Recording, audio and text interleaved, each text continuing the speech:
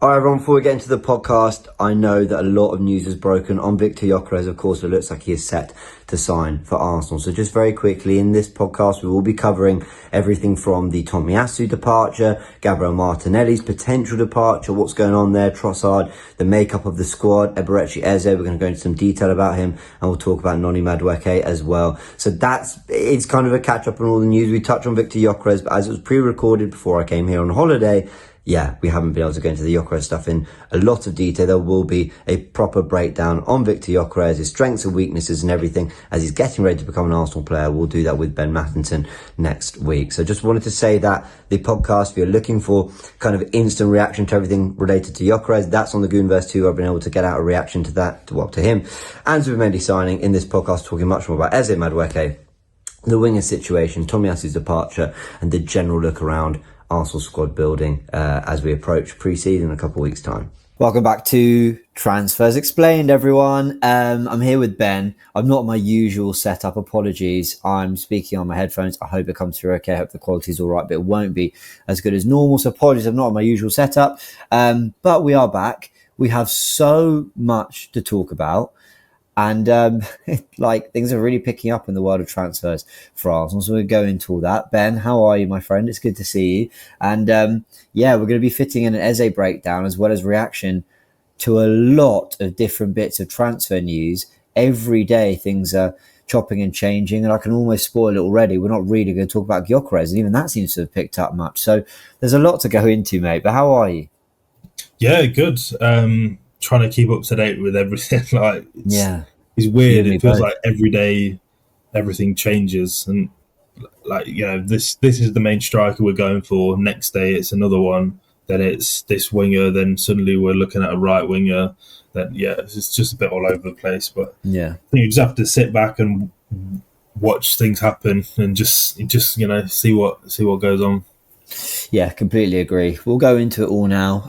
Just a little preview for people. We are going to chat about Tomiyasu. His contract was sort of mutually terminated, sort of out of nowhere. That seemed a bit random, but I think makes complete sense. We've alluded to the fact that he'll be away or injured for a lot of next season, hence the mascara links. We'll go into that in a bit more detail. Of course, the winger situation from Madueke to Martinelli to Rodrigo. We're going to talk about all that. And interesting. I would love your thoughts on this Heinze appointment as well. Heinze? I don't know how to pronounce it. Gabriel Heinze? Heinze, I think. Heinze. And of course, like I said, we'll do a breakdown on Eze. Before I go into it, everyone, I just want to quickly mention, this is the first piece of content that's coming out since the Thomas Partey charges that obviously did the rounds on Friday the 4th of July. I've addressed it and talked about it on the Goonerverse too. Admittedly, a day after everything, I wanted to take my time to rethink about what I wanted to say, but also get everything from what the Met Police have said to Thomas Partey's lawyer to the statement from Arsenal, which was a short statement. But I've given my thoughts on all that there, so we're not going to talk about it here in this video. I hope people can understand, but it won't go unaddressed on the Goonerverse in general. If you are looking for my thoughts or at least some factual reporting of what's gone on, because a lot of different bits and bobs are going on here. You'll find it all there on the Goonerverse too.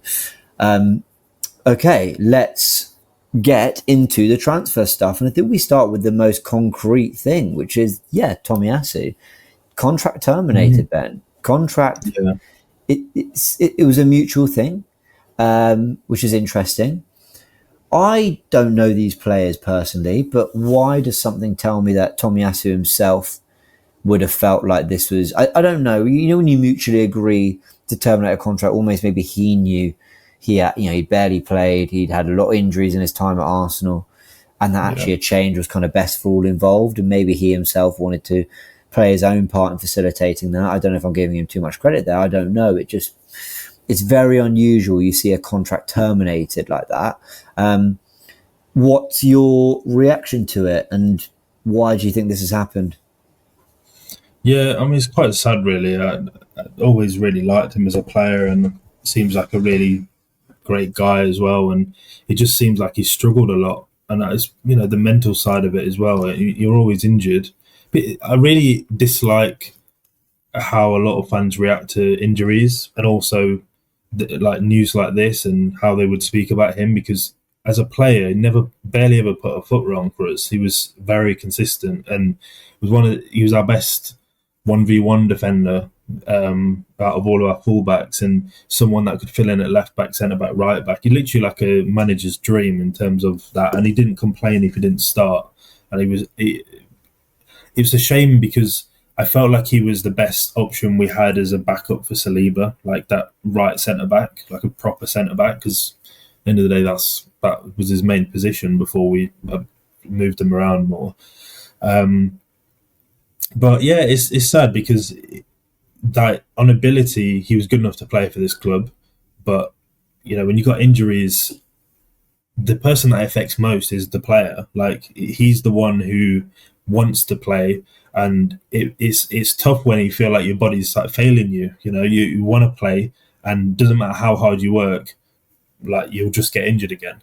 So he's had like a year and a half or something, it seems like, out, and that probably taken a real toll on him mentally. So it's sad that this has happened, but at the end of the day, like from our point of view, he wasn't reliable towards the end, and we needed someone who can properly back up all of our defenders. So that's why the Mosquera really makes a lot of sense. And as someone from his point of view has got like a pretty spotless injury record at the moment. So hopefully he does a good job. But yeah, it's a shame that he won't have his like last game for us type thing, and he's just kind of, you're off. But I think they did that so he can go get his own move. Maybe he'll go back to Japan or something. I don't know, because I'm sure there was something once that he was a bit like homesick or something, and he would go back a lot. I don't know. I don't know all the ins and outs, but yeah. Yeah, I mean, first and foremost, you're so right about the way fans react to injuries. Two things can be true. We can be really frustrated that a player isn't fit and isn't available to play, but we have to keep that away from the personal stuff because they don't mean to be. They want to be playing. My first reaction to this is Arsenal again, ruthless. Like Arsenal are deciding that it is time to really just... How do I explain it? Like, if you're not available, if you're not willing to play, we are going to prepare for life without you. We're not just going to assume that you're going to be there. And I think with Jesus, that's what they're doing. They're going to bring in a striker. They want to add another forward. And actually, when we talk about next season's options, no one mentions Gabriel Jesus, but he could even be back by October. But he doesn't get mentioned. He doesn't really get mentioned in the media. Normally you'd hear something like David Ornstein put in the article, an Arsenal wary that Gabriel Jesus will be back by a certain time, whatever. It's kind of none of those briefings. We're preparing for life without you. And it's the same with Tomiyasu. And now they've quite literally terminated the contract because they've just gone, well, there's kind of no point us paying your wages, no point you being here and whatever. It's quite ruthless, it's quite savage. I'm not sure Arsenal would have done that in previous years. I also think you're right to also mention what a top player he was. I think people forget, because I know I forget, he was starting at left back for us in the running when we got to 89 points. He was starting those games at Old Trafford, at Tottenham as well. Some really big wins. He was playing really well. He scored a massive equaliser on the final day, albeit it wasn't enough because City did their thing. But, he played a part. And I think we came in at a time where Arsenal, we weren't a good side. We started with 3 defeats in the opening 3 games of the 21-22 campaign. He came in on deadline day and then things got better from that point. You can almost pinpoint the Tomiyasu signing. I'm not saying it's because of him, but from the day we signed him, that was when you when you saw an upwards trajectory in the Arteta project. So he goes with my complete respect as a footballer, my gratitude for the effort. Top one-on-one defender, top aerially, could play across the back four, and if fully fit, and I honestly believe this, if everyone fully fit at their best, Tomiyasu would have played football for us. There have been certain games where we decided we needed Tomiyasu over Ben White, or we needed Tomiyasu over Timber, or I genuinely think that would have been a situation. Or Tomiyasu over Lewis Skelly. I mean, I still feel, as brilliant as Miles is, Liverpool at home, job on Mo Salah, turn to Tommy, right-footed. I think so. It's a real shame, but thanks for your service. Like, class player, and I hope he gets a really good move. And I hope he's paid well. He deserves it. Yeah, definitely. I was going to say as well, you think back as well, the first year where we really saw a big improvement when we finished 5th, that defence, we had Tierney, Gabriel, White and Tomiyasu. He was the right back. And that's when we first started to actually start looking like a proper team. And he was a massive part of that. And then as we changed, he changed. Like, no matter how the back line changed, he moved with it. You know, like after that, you then had White moving over to right back. Saliba came in. Then he played at left back more, and then played at right back a bit as well, or as a backup. And then we kept getting better, he moved further and further back. But yeah, it's a shame. But I completely agree with what you're saying. He was always a top player. Yeah. So best of luck to him from everyone here at the Goonerverse. I'm sure Arsenal fans are wishing him all the best. Okay, the wingers, because as we're recording this, Romano said that Arsenal are advancing in their interest in Madueke, but you know what? You don't want me to paraphrase, so let me get the exact quotes in front of me. Fabrizio Romano. Understand that Arsenal have now started advancing on personal terms discussions with Noni Madueke. Madueke hasn't asked to leave Chelsea at this stage. He's focused on the Club World Cup. Meanwhile, he's understood to be open to Arsenal move. Nothing agreed or close between clubs yet. This is such a difficult one to follow. Ornstein has said that there's an interest because they've never had a backup to Saka. But does Madueke want to be a backup to Saka? Now, Madueke might think, well, the rate Chelsea are adding players, I'm going to be a backup at Chelsea anyway, so I may as well be a backup at Arsenal. Or do Arsenal see him as a starting left winger in case we don't get a Rodrigo? But then others, like Ben Jacobs and others, are saying that Eze, Madueke and Rodrigo are all completely separate deals. It's not one or the other. Except The Athletic, who is saying that Eze, Rodgers and Madueke are being looked at as a third attacker. So that suggests they are being put together. This is a really, really, really difficult one to follow, Ben. I don't know what's going on. What's your take on what Arsenal are doing from a squad building perspective is my first question. I'll remind you of them. So first thing I want to ask you is, what's your take from a squad building perspective? Do we have to stress about one area in this situation? Is something that is concerning me. And finally, and I can't remember if I asked this last week, do you rate the player? So where do you want to start? Yeah, I mean, trying to make sense of the squad building, we could be here all day, honestly. Like it's just because there's so much conflicting information out there. If I was to try and guess what our plan is, if we were going to get 3 attackers, I would probably say you either get an attacking midfielder or a right winger as the third attacker, and then Nwaneri plays the other. So if you want Nwaneri to be in midfield, then you get a right winger. If you want if you want to play on the right, then you get a midfielder. Yeah. And the midfielders, you know, Eze, I like him as a 10, but then he can also play off the left, so it gives you good versatility there.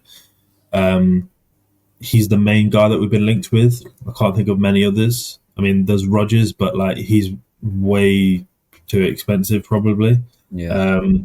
Villa are probably going to want like close to 100 mil for him. Yeah. It sounds ridiculous, but we know what Villa are like. They're good at putting higher price so that either they don't go, or if they do, they get good money for them. So that's one I've basically just ruled out personally. But when I look at that, I think that's probably, if I was to look and think what would I like, Šeško up top, Rodrigo on the left, Eze is a midfield option. I think that gives depth everywhere, but doesn't block Nwaneri's pathway.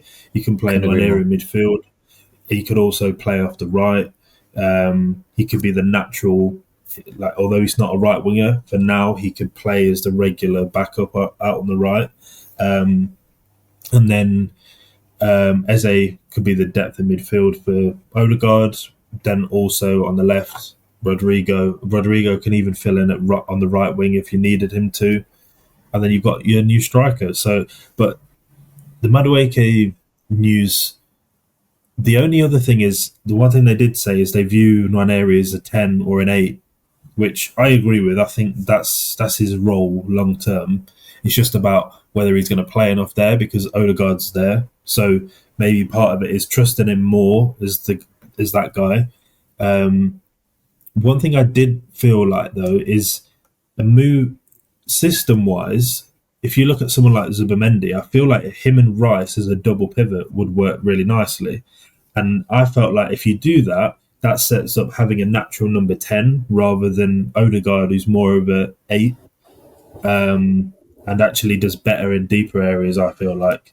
So that, for me, makes me then think, actually, Nwaneri's better suited to that than the current role Odegaard plays.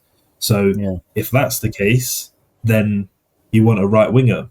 So that's where Madueke comes in. It's a shame if we didn't go for Eze because I really like Eze. But maybe they view him more as a player for the left.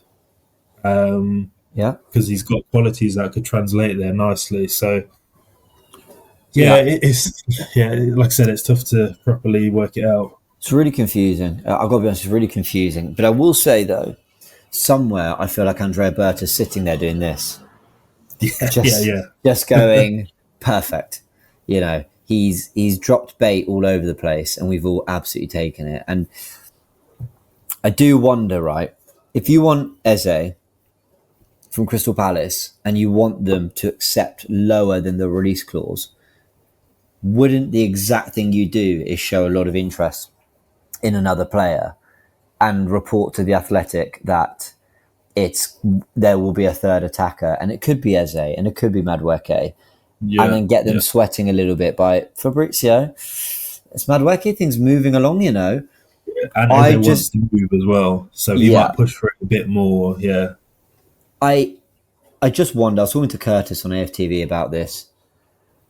We were saying, what if we're all just being completely played? Like, what if everything in the media, I was like, look, Sesko's the preferred option. He's the one that, you know, Arteta really likes. They've scouted him a long time. Oh, we got Gyokeres. But you know what? The whole time, that's who they wanted. It was Gyokeres. And Sporting, you know, Gyokeres pushed for it. He made a fuss. That's all worked out. Sporting have, you know, lowered their demands because they know this guy's going to refuse to play. And boom, we picked him up for 55 million. Like, I just wonder, like, that would be smart negotiation. We're just not used to it from Edu or Arsenal in general. We're not used to being this linked to so many players. I mean, right now, Arsenal are legitimately, if you believe the best reporters, we are in active talks for Eze, Madueke, Rodrigo, Gyokeres, Sesko, and we've told Watkins to just hang tight because we can't say that's off the table. I've never known Arsenal to operate like this. Yeah. Is it Berta playing us? What do you think? Could it be Berta just like playing everyone right now? I genuinely feel like, as you're saying it, I'm thinking that could definitely be what's going on. I think one of the things as well, like the two clubs were like striker-wise, for example, the two clubs we're trying to buy from always seem to get good money for players. Like, you think of Leipzig, Gvardiol, I'm sure he went for like big money, like 75 plus. I think it's 85 million. Have a look. I'm just trying to check trying to get up on transfer. And I think it went on that deal, if I'm not mistaken. Yeah. 5th of August. 5th of August, Man City complete Josko Gvardiol transfer, 90 million euros. 90 million euros, yeah. And he's a player that they signed for like nowhere near that. Even one of the things that's a little bit difficult, you have to find where it was initially reported. When they first got him, because it's got like add-ons, when they then move on, if they get a percentage of that, then the fee updates. So then when you look at the fee, you're like, what? They signed him for 30 mil, but it's not actually that high. But yeah, anyways, so he went for that amount from there. Sporting the other day, I'm sure they were asking for like 55 mil for Diamande from Palace. So you're looking at that, and these are all things that are all interconnected. Because like, if they want that from Palace, and then meanwhile we want Eze, so you're like, there's a lot of things there that are moving pieces. I feel like once one gets completed, other things might trigger. Then there's, Mark Guehi's going to Liverpool potentially, so that's another thing within all of this domino or whatever. And they're demanding. Sorry to cut you. They're demanding more than I expected. Palace. I mean, they're demanding. I thought a year left on his deal. He's nearly moved in a few previous windows. I thought maybe 40 million. Apparently, they still want nearer 60. So what does that tell us about what they're going to want for Eze? Already I think Palace have been quite reasonable. 67 million in a load of instalments, and we're going. Actually, I mean, Bert is ruthless, isn't he? Yeah. Actually, thank you for the very kind offer. And I know without the release clause, you'd be wanting 90. But actually, it's. Listen, Bert is playing games. Sorry to cut you there, but it's just you're right. It's all linked. Yeah, no, definitely. I think the main thing is you're looking at negotiating these fees down a lot, because if you want to do a lot of business, like some of them we're going to have to pay less for. We don't have it seems, I don't know, but it seems like we don't have we're fine in terms of making money, but do we have the cash flow to pay a lot up front this summer? I don't know. So you then got to be a bit smarter about some of the deals, and we've got some cheaper ones that look like they're all over the line or thereabouts. But yeah, these attackers is a little bit harder to understand what it is. But I would say we'll go for 3, ideally, considering what we've done in midfield and defence. We've gone for the cheaper guys. I'd expect 3. But who, I don't know. This Madueke, you're definitely right. I think the Madueke thing might end up being a little bit of that, or Eze might be a bit of that. I think if you're choosing between the two, although one's a natural right winger and that might be better if you want an area midfield, Eze for me is like, the personality is a big bonus over Madueke. It's not that I don't like Madueke. Sure. It's just, I think as a player as well, and what he would offer is an option, is a number 10, and also off the right, being right-footed. We've got so many left-footed players. I'm like, can we just get someone for that left side who's right-footed? Let's see.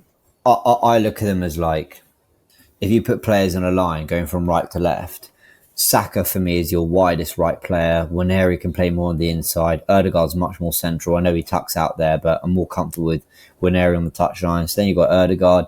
Then I'd love to say you've got an Eze. Then you've got a Rodrigo who is better, in the pockets maybe, and then you've got a Martinelli, or you swap Rodrigo's your most touchline when you've got a Trossard. Like I see them as all being able to just sort of in a variety of ways cover those positions behind the striker and out wide. So I'm with you. The Madueke thing, look, I've said this a million times.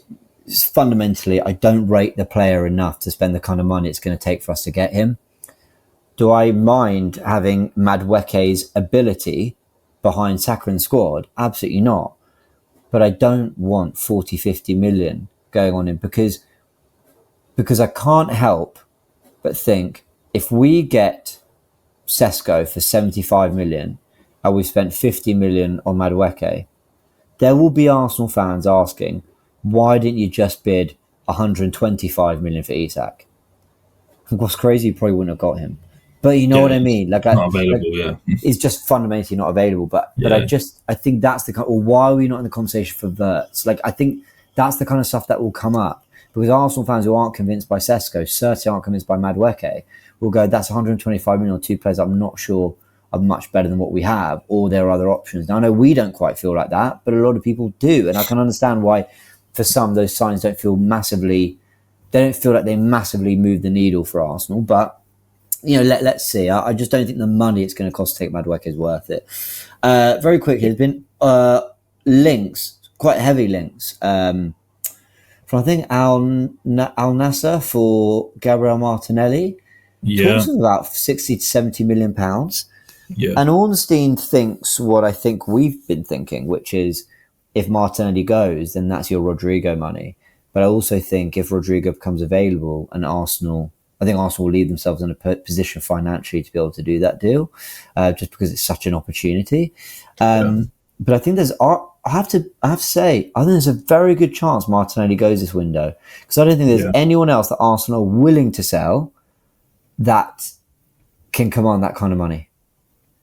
Yeah, it kind of links into something you were saying before about why we're not going for Wirtz or whatever. If you think from our point of view, if we went and got Wirtz, I love the player and everything. If we went and hypothetically got him, how much it would cost, then if you've got like 150 mil spend for the window or 200 without sales, that's like most of that gone. And you've still got to buy a left winger. You still got to get a striker.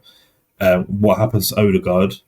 You know, you've just spent a load of money on replacing someone. So then you kind of have to sell someone, but then you've not addressed most of the issues there. So, and the reason they've been able to do it is because, one, they didn't spend anything last year, but also from a sale point of view, they've got a lot of sellable assets. You know, they've got Kwanzaa, who's a homegrown player that they're going to get 30 to 40 mil for. Well, they got that amount for. There's Diaz who might go. There's Nunes. Harvey Elliott could go. I'm probably forgetting some. They've even got some players in the squad. Like, we've got a midfielder, Tyler Morton, who's really good. They could get 10, 15 mil for. Like, they've got a lot of people that they can generate good money for. Like, all of those could go for like 40 to 50. Whereas we've got one or two that we could get that for, that we would want to sell. And Martinelli, he's not really like a want, but he's not like, you know, he's not that proper elite level player for the role that we want on the left.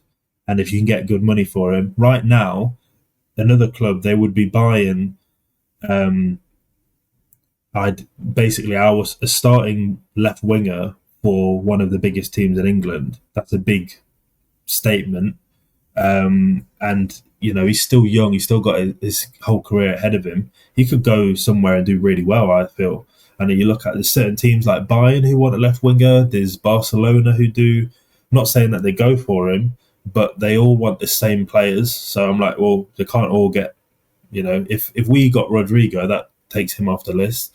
Then there's Leao, there's Rashford, Williams has already signed a new contract. You see, like, they're all kind of gradually being crossed off. So maybe Martinelli goes to one of them as well. Let's see. But it's definitely one I would look at. I'm from my point of view, I'd rather Trossard be sold, but financially makes the most sense to sell Martinelli. In a perfect world, you sell both. No hard feelings about to either of them, but like, it's an ideal way to really level up our attack. Who's the better player, Martinelli, Trossard? For how we play, I would say Trossard suits the left wing more, but that left side's been a bit of a mess for a while, and I feel like Martinelli's so much better when you play it in behind the defence, when you play that pass constantly. Like, don't play it to feet. You play it to his feet all the time, and you're highlighting his weaknesses, and then people think he's not a good player. Well, he's still a good player, just you're not playing him the right way. So for how we play, I would say Trossard, but Martinelli, for me, overall, I would say is a better player, and he could go somewhere and do really well. I think, firstly, I don't think there's a single person on YouTube who's spoken more about Martinelli's work rate than me. I always mention it. I talk about it all the time because I think it really is taken for granted. Not every player runs and puts in the yards and effort that Gabriel Martinelli puts in. And everyone always goes, yeah, but it's the least you expect. Okay, so why isn't every single footballer doing it? The running he does off the ball is exceptional. And also that's a part of playing well. It's not the fancy stuff, it's not the comp stuff, it's a part of playing well. So I'll give him credit for that, massively. But I'm sorry, if £17 million comes in for him, where do I sign? That's really how I feel about it. Honest, hard-working player. He's had a great story. Brazilian 4th division, kind of not really talking about the signing, and then just blows up in his first season, and everyone's delighted for him. And yeah, in terms of who the better player is, I'll never forget that Martinelli was one of few players that actually held it together in the 22-23 run-in.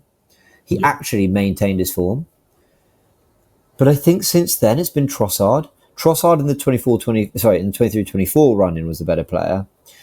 But also Trossard last season, I think, was quietly better than people gave him credit for. Got some really good assists, dragging it onto his left foot. He was beating, with less pace, he was beating his fullback better than Martinelli, in my opinion. Definitely. And I also think there's a world in which if Arteta released the handbrake a little bit, in transition, there's no question Martinelli hurts teams more. But I'm talking about giving a bit more license and fluidity to a team that's got a lot of the ball, that's got 70% of possession at the Emirates. I think I'd rather Trossard on that pitch. Trossard on the left, Eze in the pocket, and then they're alternating. And Trossard with his kind of two-footed nature and tight spaces making things happen, needing very little backlift, very little space to get a shot at goal. I just think there's more to Trossard for this current team right now. Yeah, I can see that. I think with how we play, he does suit on the left more, and he's better in 1v1s despite being way slower.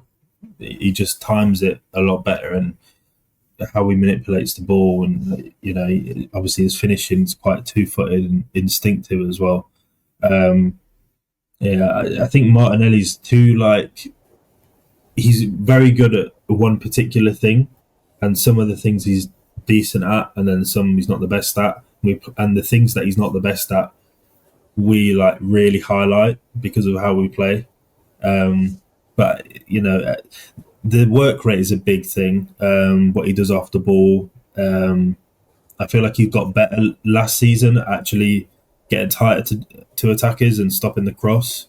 But Trossard also adds that as well. He's good at that. I feel like at times though, one thing that frustrates me a little bit with Trossard defensively. Not that we should focus on the defensive side of a left winger, but what has Arteta done to us?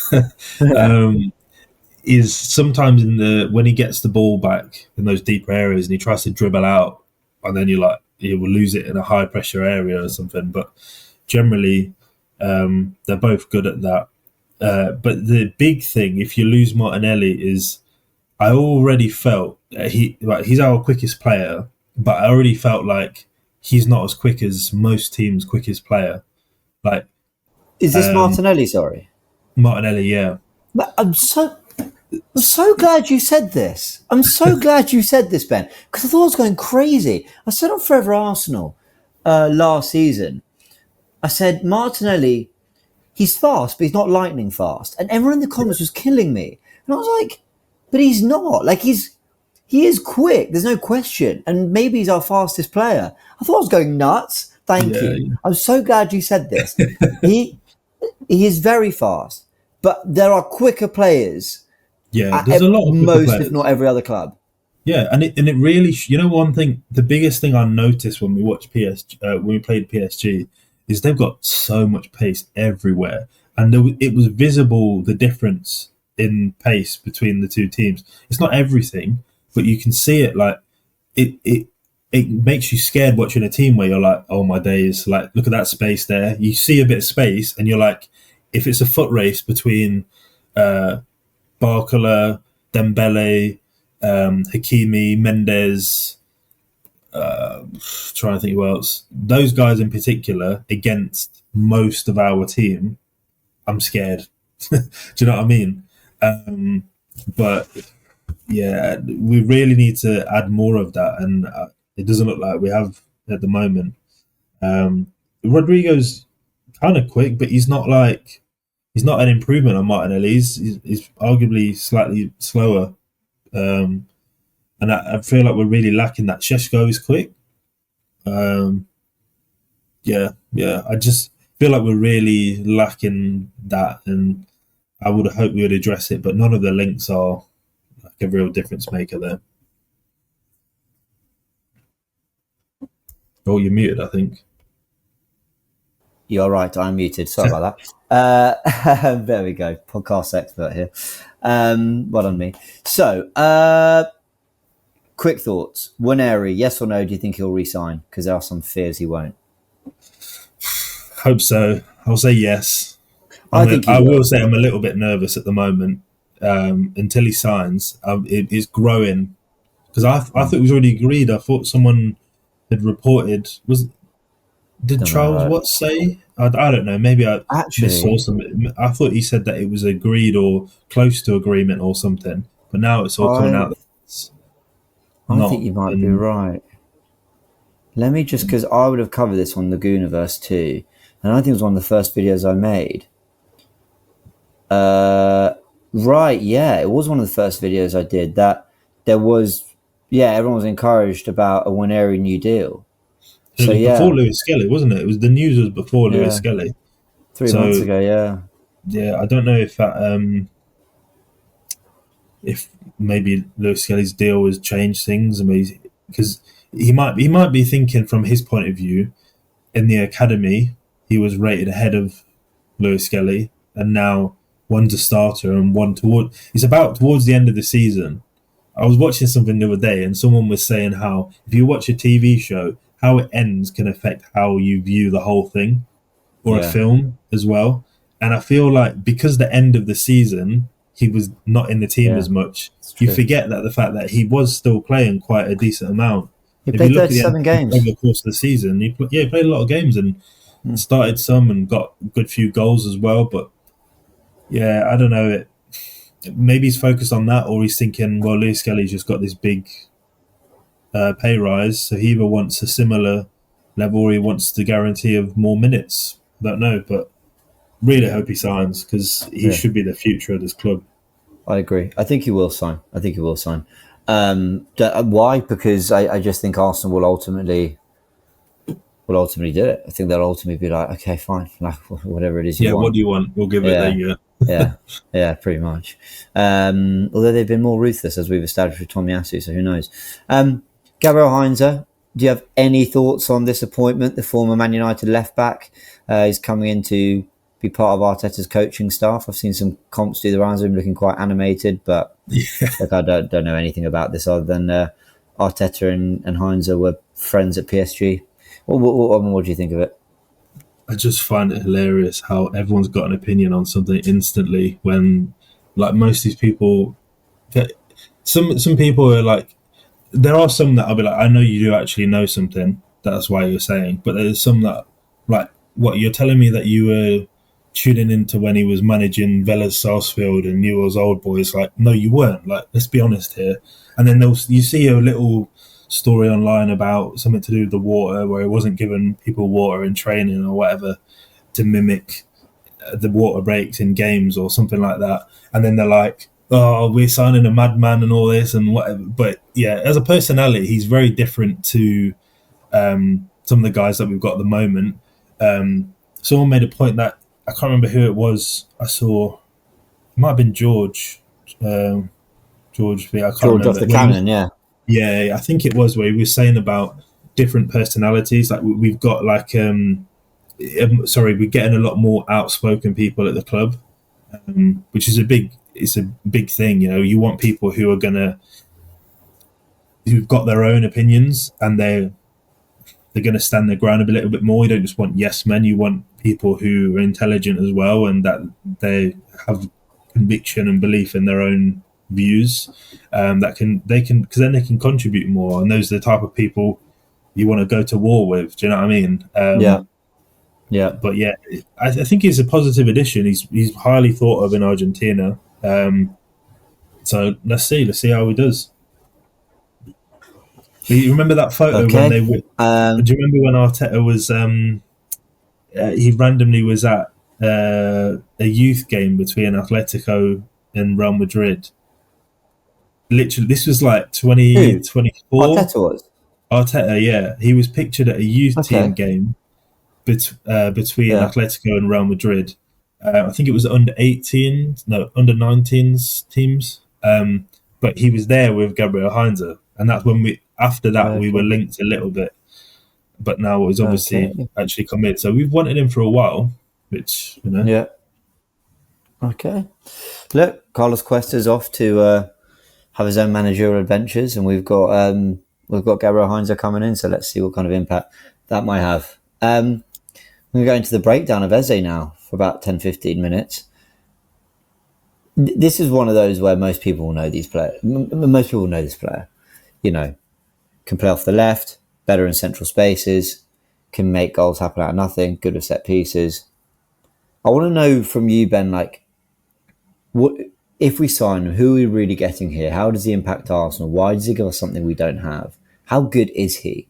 Like, is this someone who, a bit like Sadio Mane, I always love that reference because at Southampton was seen as a good player. Yeah, I'd have Mane, and then goes on to do something really quite special. What do you think of Eze, mate? Like, are you feeling this is a really good move for us? Yeah, definitely. And I'm actually, you know what? One thing I like sometimes is you look at the reaction of the fans and you think, when you see a signing where like literally 99, there's always going to be one person who's not on board, but like 99% of people I've spoken to are like, bring him, like he would be perfect.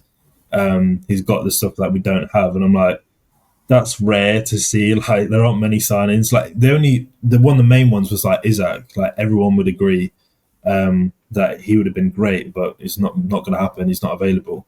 So that was a nice surprise. But yeah, definitely for me, Palace have got a few players that are Champions League level. Yeah. Eze, one of them. Elise was one. He's shown it now, but you know, Wharton, another, where at his best, he's going to be one of the best midfielders in the league and playing the Champions League, start for England. Mateta is so good as well. And this is the thing where they've got these players that, because they play for a team lower down, people think they're not all that. But I think everyone knows Eze is good now, and they've seen him playing for England in that last England game, actually, against Senegal.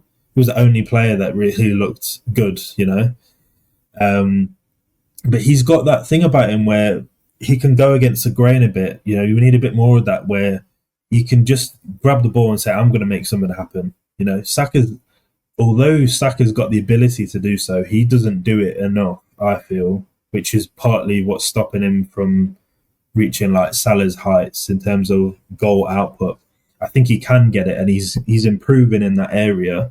Last season in particular, he really did. I felt like if he wasn't injured, he would have hit really high numbers. Yeah, his numbers have been sensational, Yeah, like the assist numbers early were mental. But Eze's got that, and he's always had that. You can see his confidence and how he plays. He's got that thing where on the ball that we're really lacking as well, where if there's a crowded area, he's like, I don't care, I'm driving through it, you know, and he'll just get the ball, drive through it, skip past a few, maybe win a foul, maybe get off a shot or play a through ball or something. And I'm really, if we got him, I would be really excited. I don't think we'll do it a lot, but I'd be really excited to see a game, maybe against a lower block team or a weaker opposition. Yeah. You put him as the left centre midfielder, Zubimendi as the 6, and then maybe Odegaard on the right side, or even Nwaneri. I'd probably say Odegaard, because you've got those guys high up in the pockets that Zubimendi can play through to, and I feel like it would just be great to watch. But I don't think we'll do it in the big games, but yeah. Yeah, I completely agree. I think he's got this unique ability to... I think I'm not saying he's slow. I think he looks faster than he is because of how well he dribbles and how often he beats players. Reminds me a little bit... This might be rogue. Reminds me a little bit of Hleb. Hleb, I don't think had he didn't have blistering pace, but he could glide past people.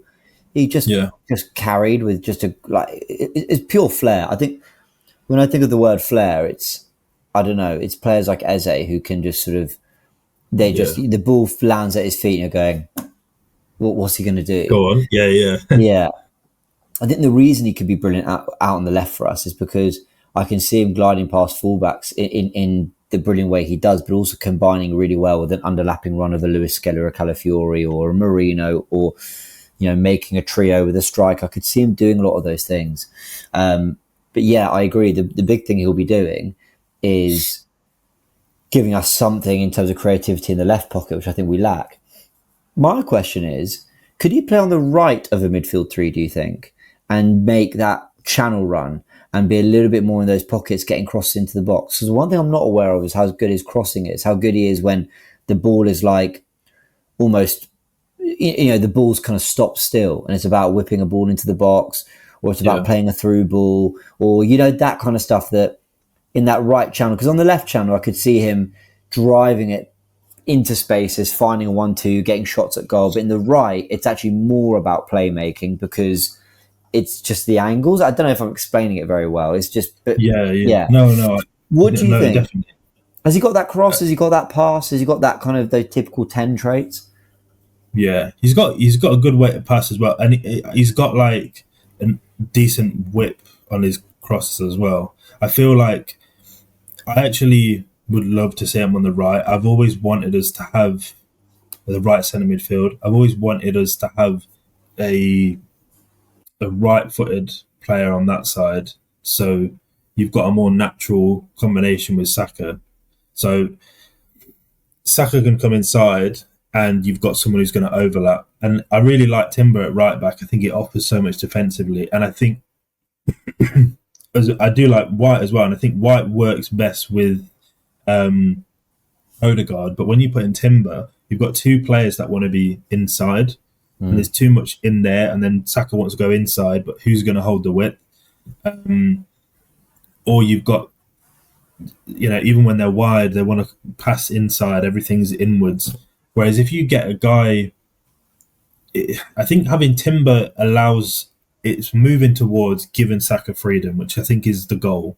So having Timber's the preference there, and then Saka on the right. But to make that work, you then need the right centre midfielder who's going to add that more dynamic directness, who's going to go down the line, overlap Saka, who can also underlap and make that run where Saka can play the ball to. And because they're right-footed, they'll release the pass quicker.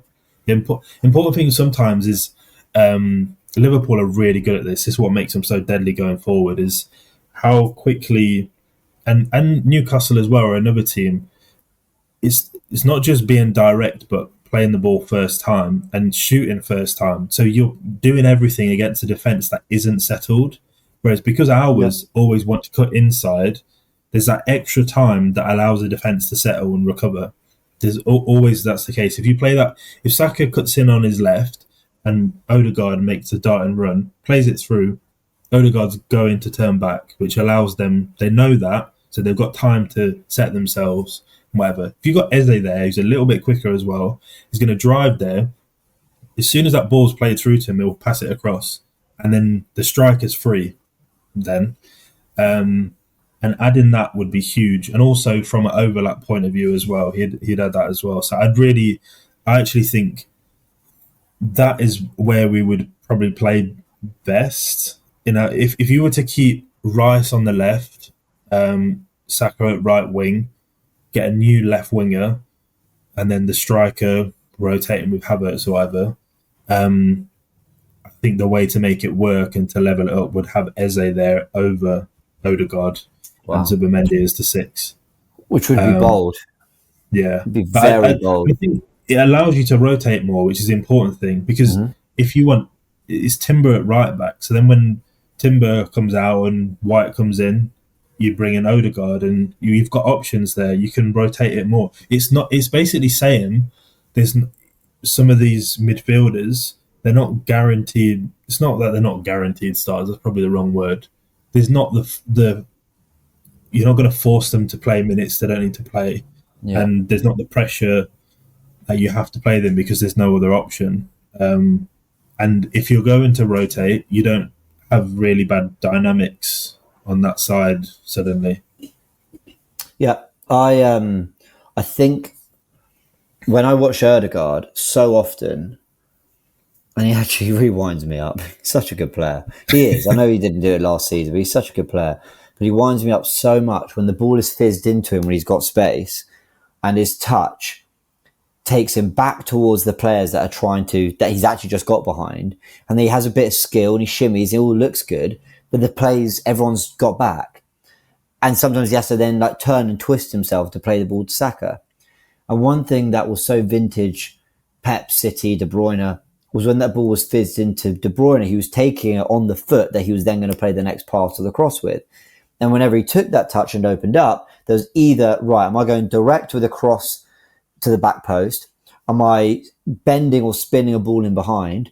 Or am I rolling it in behind for the overlapping winger or fullback or whoever? And Odegaard, whenever he gets this ball into space, it's really hard to get that angle right. It's very hard on your left foot to receive, because you're probably receiving it on your right, set it onto your left. You're not really going to play a through ball. And look, can I say, sometimes you can, like the goal against Bournemouth when Declan Rice scored. Of course, sometimes it's received in and he can really nicely thread a ball into Declan Rice. Football's never been about, well, right footers can only play well on this side and left footers. That's not what we're trying to say. I'm just saying, for the sake of variety and having a different route to goal, I do think sometimes we suffocate our own spaces. We kill our own momentum and our own attack that we've engineered and created through good movement and intelligent little passes here and there and manipulating the opposition. And then you finally get that opening and we're turning back into it and we're starting again. And I don't know, I think Eze could really, really help on that front. The problem is, are there really going to be Premier League games where Odegaard's starting on the bench? I can't help but feel, Ben, that Mikel Arteta might well have gone and reflected on everything and the way last season ended. And yeah, in public, he's talking about, well, we should have been, we were better than everything looks and we were unlucky and we had loads of injuries. But it wouldn't surprise me if behind the scenes you were saying, that's it. Like, I'm giving it one more year and I'm getting everything I need to do everything I want. And I will die on my sword. I will do it the way I absolutely want to. Because I think up till now, I'm not saying he's had a lot of power and he's obviously had a lot of things go his way, but I think he's also made do with certain things, just sort of almost been maybe a bit forgiving to a few players. Martinelli, it's okay that 23-24 wasn't great, but I'm going to trust you on 24-25. And I think he's just getting to the point where he's like, that's it. Like, Kai, I know you work super hard. I know your position is great. I know the off the ball, the link up's good. Doesn't matter that you missed a few chances. Now it's like, what do you mean you missed these chances? And we went out of 2 cup competitions in January. I just think Arteta's getting to a point where maybe the other reason for adding these players that are very versatile is to basically send a message. Nobody is safe. You're all going to have to earn your position in the squad. And I think Eze, well, to be fair, we haven't done sort of a major kind of attribute by attribute breakdown of him. I don't think anyone needs it. I think everyone knows how good this player is. But I think it's very interesting, that particular thing, that he could really not just replace Odegaard, but do something in that area of the pitch very different. And Odegaard is not, it's not, oh, welcome Eze, thank you, I finally got a partner, buck up your ideas or you won't be playing, because Rice and Zubimendi are fighting for those places in the midfield too. Yeah, no, completely. I think he offers something. Yeah, he offers something we don't really have, and he's essentially, I said last summer, he was one of the people I had down as a replacement for Smith Rowe, and I think he's a similar profile in a lot of ways, but better suited to how we want to play. He's got the physical side, he's got the off the ball work rate. Agreed. How he's in duels, very good. And obviously the experience as well. And I mean, he was such an important player for Palace winning the first trophy, like winning that FA Cup. And yeah, it was a big moment for him in his career. And it'd be a nice, natural way for him to then leave the club and go on and achieve something elsewhere. But yeah, I think he would add definitely a lot more than what we've got. The only thing I would say is, if you sign Eze, the similarities with Nwaneri, what does that then mean from his point of view? Let's say if we did move, so it was Odegaard or him, then that then means, well, that's Odegaard, him, then Nwaneri. Do you know what I mean? Unless he then plays out on the right, and for now, keep him there. But one thing I would say is I think if you're looking at position-wise, where do you see certain players? I know it's not his. He's still really young, but there's obviously a lot of talk about Max Dowman being someone that might be within the squad and get a few minutes next season, and he's going to go on pre-season and stuff. I think if what I thought for a while is, because you've got a lot of players around the same areas, I think you'd start in one area, play him on the right. When he first breaks through, that's where he'd play because you can get minutes there. Then as he moves into midfield, Dowman would then be ready to be the guy on the right as the backup there. He would get minutes there, and then he'd move into midfield. And then as Nwaneri's adapted as a midfielder to the physical side, you've then got someone that they can both play there and they can rotate there, or they can also provide depth off the right. But then you maybe by then, when that happens, you're moving on someone like Odegaard, and you've got two guys that are capable of it. But it's all dependent on how people progress. But you've got a lot of this stuff you've got to plan ahead of time. Whereas someone like Eze, the positive is his age, where by the time they're ready, Eze's he's on the decline, and he's right-footed. And he's right-footed. I mean, he perfectly complements them. Yeah. You're right to bring up Max Dowman. He can play on the left as well. I say you're right to bring up Max Dowman. I'm just looking at the Man City squad. Oscar Bob, Ryan Shirky, Jeremy Doku, Phil Foden, Jack Grealish, James McAtee, Savinho, Bernardo Silva, Omar Marmoush. They all can play in very similar areas. I'm not saying they're all the same player, but they can all be used. They're not going to have all of them, though. I genuinely feel like about two will go. McAtee definitely, and then one of those. But I agree. There's a lot of players there. Maybe you should look at our rivals a bit more and think, actually, the best teams have a big squad, and that was why City didn't do well last year, because they didn't have depth for some players. Yeah, totally agree. All right, guys, we're going to leave it there in terms of all the transfer talk. We've covered Tomiyasu. We talk about Madueke, Martinelli, Rodrigo. This big. What's going on? Who's coming in? What part of the transfer list are they? Or the transfer targets list, should I say, are they? Nwaneri's future, a little bit on Heinze there. We talked about Eze. Obviously, we've not gone into detail with Eze like we did with the likes of Benjamin Sesko, Martin Zubimendi, where we did kind of 4 30-minute pods on them. I think it's fair to say you all know quite a lot about Eberechi Eze. But class player, we hope we sign him. And very interesting that he could have the attributes to operate in the right pockets as well and put pressure on the captain, which I think is only a healthy thing. Now, with just a couple of minutes left, I want to address something else that obviously happened last Thursday, and that was the very, very sad passing of Diogo Jota and his brother Andre as well.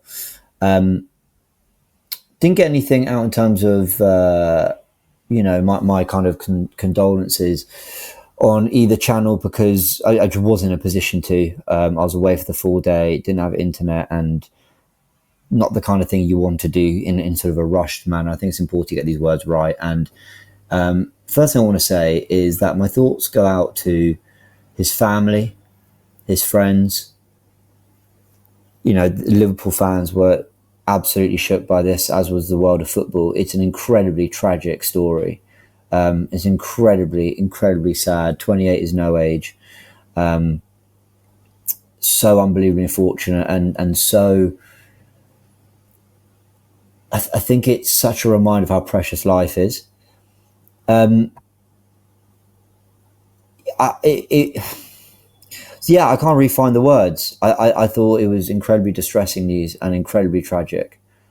I don't know how you begin to process something like that, but please may those who are processing all that have all the strength to do it. On Diogo Jota, the player, very quickly, what a footballer. And everyone's spoken very much. I've seen the words from Ruben Neves and Andy Robertson and others who have actually worked with him and said, what a guy, like what a man, what a lovely, lovely, lovely person. And that is bigger. That's always the most important thing, bigger than football. But let me say, what an unbelievably talented player. He absolutely tore us apart time and time again. He was brilliant. He was you just admired him. You really just thought, great finisher, both feet, could play across the front three, brilliantly, and obviously got his move to Liverpool. Won trophies, played at the highest level, and he deserved to do that for a lot longer. Ben, just want to quickly get your thoughts on Diogo Jota, the player, and obviously let you say a few words as well. Yeah, I mean, the news, like you said, it really makes you think about your own life and everything going on. It makes a lot of things seem so irrelevant and small in the bigger picture. Because it's just the thought of like someone that could be gone out unexpectedly, even at a young age, and you think of the people around you and think, stay on good terms with people, but be a bit more careful with your words, because if people, who knows what your last words to someone could be. But just thinking of his family, how hard that is, especially because there's both him and his brother. There's both of them, and there's so much when you hear about like, something to do with how he wasn't taking a flight and he was driving because he was going to get a ferry, and I'm like, oh, it just makes it even worse, like hearing this stuff. You just think, oh, what if, but yeah, just thinking about, like I said, just thinking about his family in this time, and pray that they've got the strength to get through it and that they keep together in that situation. But yeah, there's some really nice comments made by other players and from Liverpool as well. I really like the thing they mentioned where they were saying about not that is everything, but in his last season, won them. It was a big part of winning the title. He scored in the last Merseyside derby at Goodison, and then won the UEFA Nations League. Like he had a great last season. It's sad. He's one of those players that I've just always liked. Even seemed like a great guy, and as a player was always really good. And you hated coming up against. But someone said something what was like, you'd allow him to, if you're going to miss him scoring against us all the time, like you'd allow him to come back just to score against us every week or whatever. It's so sad. I saw that the news. It was something like, and I'm very much paraphrasing. I really hope I don't not do it justice, but it was something along the lines of, we used to hate seeing you play against us. But, we gladly see you, score infinitely more goals against us, to have you back. It was something along those lines. It was very nicely worded, and I haven't done it justice there. But you're right to flag that post that did the rounds. You touched on something there that what I don't ever want to do is like use these moments to like as an opportunity to make points about this, that, or the other. But I also think it's important just to almost gently remind that, in this space, we are just talking about football, and, things can change in life like that in an instant. So just, not everything in life has to be kind, because there's some really serious things out there. But football's not one of them. Now, I can appreciate that football is a serious thing to people, sure, but it's also a sport, an entertainment. It's a get out. And I know that everyone feels it differently, but just, you're right. Like, I guess everyone just sort of, let this be a kind of a reminder of how precious life can be, and just always choose your words wisely, because things can change in no time. Again, it's not, I don't know, I'll stop talking. I don't think I'm making my point very well. In short, it's just a reminder of how quickly things can change and how sort of precious and fragile it all is. But Diogo Jota, what an amazing footballer, what an amazing career, and it should have been longer, and may he and his brother rest in peace. And I'm sure everyone will leave some lovely comments, talking about, do you know what, that'd be nice. I saw someone else do this. Actually, you guys do the same. Let us know, like, your kind of favourite Diogo Jota memory goal. I saw a few people who kind of gave their thoughts on what happened, asked that same thing. And yeah, we watched a lot of them. We were watching prime Barclays Premier League in the years he was playing in it, and he scored a lot of great goals. So yeah, would love to know. I'll give you my favourite when Richarlison thought he'd equalised in injury time at Anfield, and Jota went and got a fourth with a vintage Jota finish in the far corner. Wow. That was great. Didn't he come on as a sub as well? I think he did. Great goal, great finish. Yeah. He was cold as ice in front of goal. Like that. Do you know what? Very few better finishers in the Premier League in the time he was playing in it. So we'll be sorely missed, and we wish everyone at Liverpool Football Club and everyone affected, all the best, of course. A lot covered there. Hour and 5 minutes. Ben, thank you for your thoughts and insight on the players and what's going on. We are very much trying to juggle the news and understand what's happening. There will be no other content on the Goonerverse this week as I'm away, but I'll try and give any big updates on the Goonerverse too. And we'll leave it there. Ben, big thank you to you, mate.